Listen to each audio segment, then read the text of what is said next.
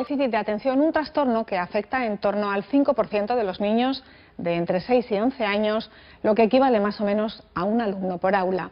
Este trastorno puede ir acompañado de hiperactividad, lo que agrava aún más el problema. Aunque sus síntomas se aprecian en los primeros años de vida, es en el momento en el que el niño llega al colegio cuando se hace más evidente.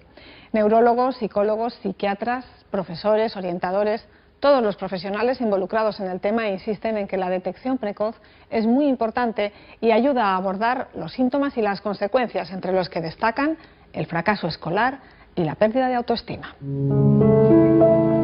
Desde hace 2 años, Luis Miguel y su mujer Marga acuden cada lunes a la escuela de padres de la asociación Anfati. Aquí hacen una apuesta en común y debaten sobre los problemas que padecen sus hijos, afectados por TDAH, el trastorno de déficit de atención con o sin hiperactividad.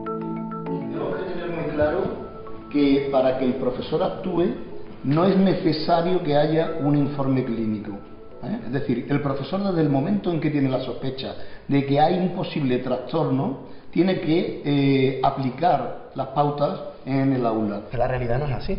La realidad es que si no hay un documento de salud mental, en muchos centros, dependiendo del grupo de orientación, te lo aplican o no te lo aplican. El gran problema es que el profesor se crea o no se crea que existe el TDAH.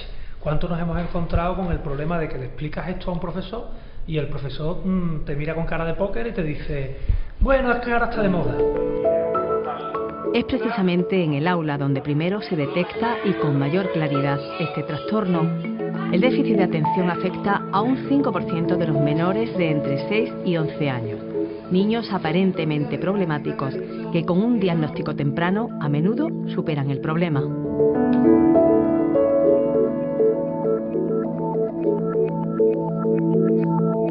Mi problema es que tengo hiperactividad y déficit de atención. Este problema se debe a que soy muy nervioso y tengo también mucha capacidad para no prestar atención. Y me despisto muchísimo en el colegio. Desde muy pequeño era un niño muy movido, el típico niño nervioso que no se está quieto. Pero realmente los problemas empiezan cuando incorporamos el déficit de atención a los problemas del día a día, es decir, en el colegio. En el colegio es donde primero se detecta porque empieza a fallar en las asignaturas y demás. De esto sabe mucho Felicidad Martínez Pais. Trabaja como orientadora en un instituto de enseñanza media sevillano.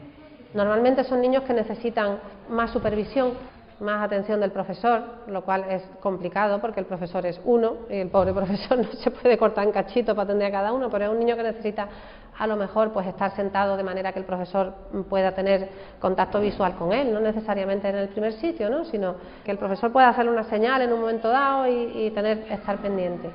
Básicamente lo que necesitamos es la colaboración de los profesores para que en lugar de apartarlo a última fila, lo pongan en primera fila, le pongan al lado niños que sean más tranquilos, no lo contrario, y luego que le permitan pequeñas licencias. ¿Qué licencias son? Pues tienen que descansar algo más que los demás porque su atención no va a poder mantenerla por muy largos periodos, necesitan moverse algo más que los demás, pues le pueden encomendar pequeñas tareas. Luego es muy importante también el contacto visual con él para que no se despiste. Son niños que necesitan una mamá secretaria, ¿no? O un papá secretario, porque lo de las tareas les cuesta mucho trabajo. Recoger las tareas, no hacerlas en sí, que hacerlas también puede que les cueste trabajo, pero recoger lo que tengo que hacer, eso les cuesta mucho. El déficit de atención es algo bastante más serio de lo que se plantea la mayoría de la gente. Un chico con un déficit de atención al que no se le ha prestado atención, no se ha detectado y no se ha intervenido, pues acaba en un fracaso escolar teniendo un nivel de inteligencia tan normal o tan bueno como el tuyo o el mío, o incluso teniendo unas altas capacidades. El trastorno por déficit de atención e hiperactividad es la principal causa de consulta en las unidades de neurología y psiquiatría pediátrica. La base biológica que lo produce es un trastorno en el control de diferentes neurotransmisores cerebrales, la dopamina y la noradrenalina. Lo que produce básicamente es una dificultad en el control automático del comportamiento de estos chicos y esa es una de las bases fundamentales de las dificultades de comportamiento que produce. Básicamente se traduce en un cuadro de dificultades de concentración, de hiperactividad, es decir, de excesiva inquietud motora y de dificultad para controlar los impulsos. María Dolores Mojarro es especialista en TDAH. Trabaja desde hace 2 décadas en el Departamento de Psiquiatría Pediátrica de la Universidad de Sevilla.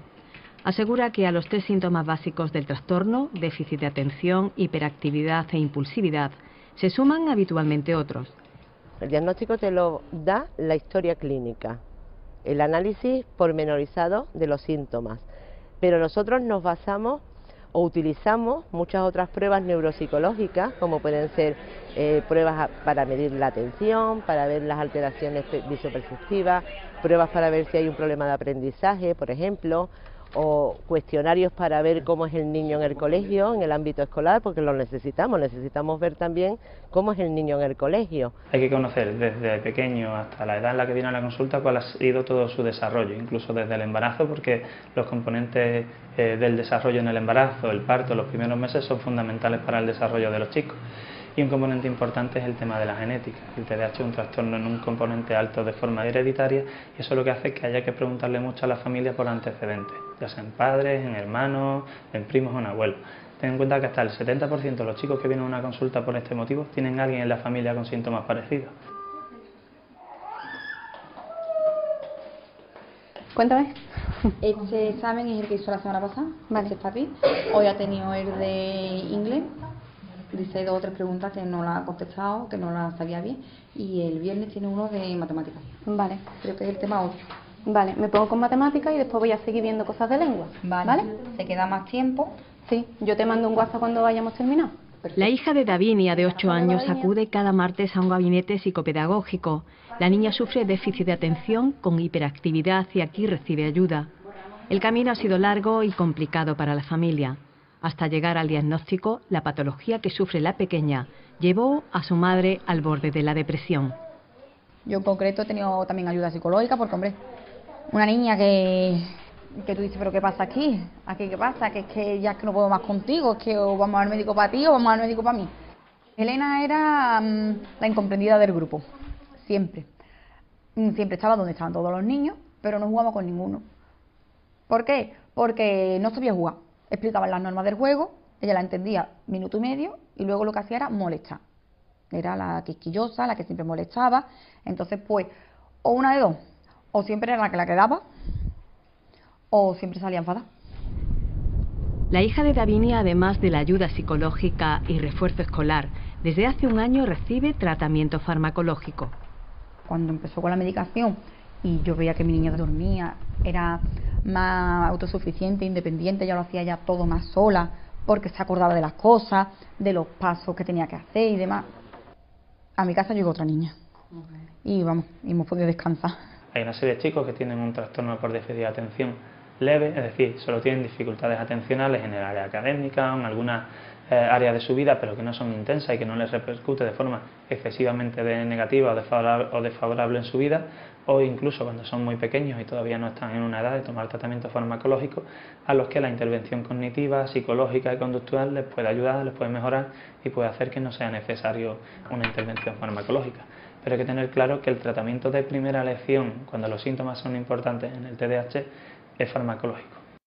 El tratamiento farmacológico son psicoestimulantes, estimulantes, lo que hace es disminuir la hiperactividad, disminuir la impulsividad, aumentar la capacidad atencional y claro, al mejorar esos síntomas mejora muchos otros síntomas que están asociados. Generalmente van los niños bien en el colegio, el rendimiento académico aumenta, tienen menos conflicto con sus pares. El hijo de Luis Miguel también recibe tratamiento farmacológico. Esta ha sido una de las razones claves para que su vida se normalice y sea similar a la de cualquier niño de su edad. Ahora me va bastante bien porque no tengo los mismos problemas de antes, como es tener que no pensarme las cosas y entonces hacer que un amigo mío se pueda enfadar conmigo. Ahora tengo muchos más amigos. Esta profesora nueva ha hecho que mi vida cambie totalmente. Y también lo que ha hecho esto es que en los medicamentos y han hecho que yo me relaje muchísimo más y esto yo creo que puede cambiar mucho para mi futuro. El niño con TDAH no es un niño problemático, es un niño con problemas al que hay que ayudar y además que en la mayoría de las ocasiones es muy gratificante porque los resultados se ven. Mi hijo en concreto ha pasado de ser un niño con problemas en la escuela, en casa, con los amigos, a todo lo contrario, a ser un niño estupendo, con unas notas estupendas, con unas relaciones sociales estupendas, con un comportamiento en casa estupendo. Pero la incomprensión respecto a este trastorno y a sus consecuencias son importantes dificultades a las que se tienen que enfrentar quienes lo padecen. El principal problema de este trastorno es el desconocimiento por parte no solo de la sociedad en general, sino de los propios profesionales. Entonces, evidentemente, estos padres, cuando empiezan a hablar de sus hijos con alguien profano en la materia, pues suelen recibir respuestas como: tú no sabes educarlo, esto me lo deja a mí, yo lo arreglo en un momento, esto da igual. Hasta que, claro, cuando ya se sabe realmente qué es el trastorno, pues evidentemente ya se conoce cuál es el comportamiento. Que está de moda, te lo dicen los profesionales de la sanidad, que se supone que deberían de saber cuál tipo de trastorno estamos hablando, ¿no? La neuróloga que nos atendió a nosotros cuando estábamos intentando diagnosticar a nuestro hijo, la frase que me dijo fue: pues en el tiempo que ha estado aquí ha estado muy quietecito, como si eso fuera una manera de diagnosticar a un niño, que ha estado quietecito o no, cuando ya ha estado quietecito porque le había leído la cartilla antes de entrar, lógicamente. La hiperactividad unida a la impulsividad agravan las relaciones sociales de los niños que padecen este trastorno. Lo pasan mal porque el problema que tienen puede generar cierto rechazo en los compañeros.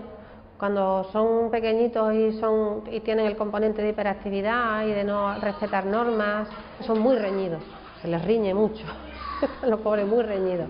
Y eso puede generar en el niño una actitud reactiva, que quiere decir que ya como me han reñido tanto, yo estoy esperando que me riñan y a nada que me digan yo ya me siento que me están riñendo y entonces me defiendo. Y reaccionan a lo mejor defendiéndose cuando no tendrían que defenderse. Yo creo que cuando cambias el enfoque y te das cuenta de que el niño no se está portando mal intencionadamente, todo ya va digamos encaminado. Ese es el primer paso. Además, nosotros lo hemos castigado muchísimo cada vez que se portaba mal. Si te das cuenta que esto no funciona, habrá que cambiar la estrategia. ¿Qué estrategia hay que seguir? Bueno, pues muy difícil. Es muy difícil. La primera es paciencia, paciencia y paciencia. Diría yo que es la norma más importante. La clave está en actuar en positivo, reforzar lo positivo, que él se vaya dando cuenta que él no es un niño malo, que en alguna ocasión se portará mal, lo cual no quiere decir que sea malo. Es cambiar el es por el estar. El fracaso escolar y la pérdida de la autoestima son dos importantes problemas de los niños afectados por estos trastornos.